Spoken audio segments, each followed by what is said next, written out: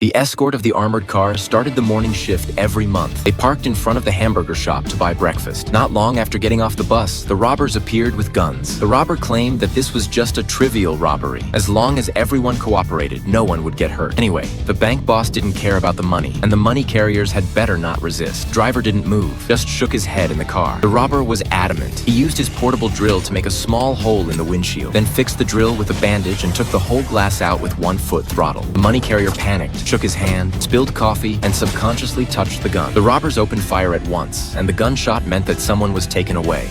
Robbery and killing are two different things, but now the robbers decided to pack up their trophies and leave as soon as possible. The clerk outside the door called the police, and the police car quickly approached. The robbers accelerated their actions under the urging of their associates and planned to blast the back door of the armored car before the police arrived. The sirens sounded from far to near. In order to buy time, the robbers opened fire on the police. The police were suppressed in the face of fierce fire. Several police cars were destroyed, and the police force outside the wall was difficult to advance for a while. In the end, the robbers took advantage of the chaos to drive away, successfully rushed out of sight according to the dispatching guidelines, and transported the spoils to the warehouse prepared in advance.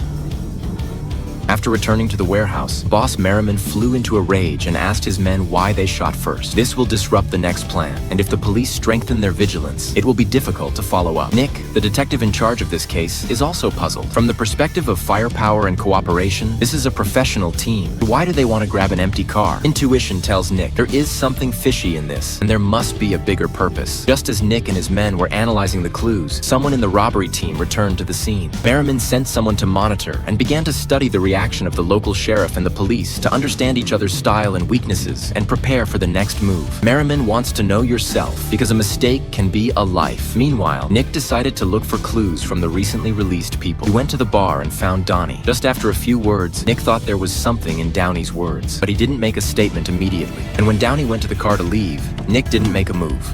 Donnie woke up again, not at the police station, but at home. He didn't know anything about last night and thought he was just drunk and confused. Nick throws a photo in front of Downey. Downey is meeting Merriman in the photo. Donnie realized that the matter was serious, and the accidental exposure of the photo that night exposed him to the police. Although Downey claimed that he was just a driver, Nick didn't want to believe it, so he directly pressured him to ask questions with naked ringing. After feeling suffocated, Downey tore off the truth. He was really just driving, and he was told where to go before the action. Usually, he just works as a quiet bartender in a bar. Downey explained, after each robbery, the team will put each bundle of banknotes into some kind of liquid medicine for inspection in order to find out the marks made by the bank on some banknotes. After finding the marked bundle of money, they will put the money into the microwave oven to handle to remove some traces. After counting, they found that the amount of money was huge, but there were differences within the team. Some people advocated sharing it and squandering it, while others advocated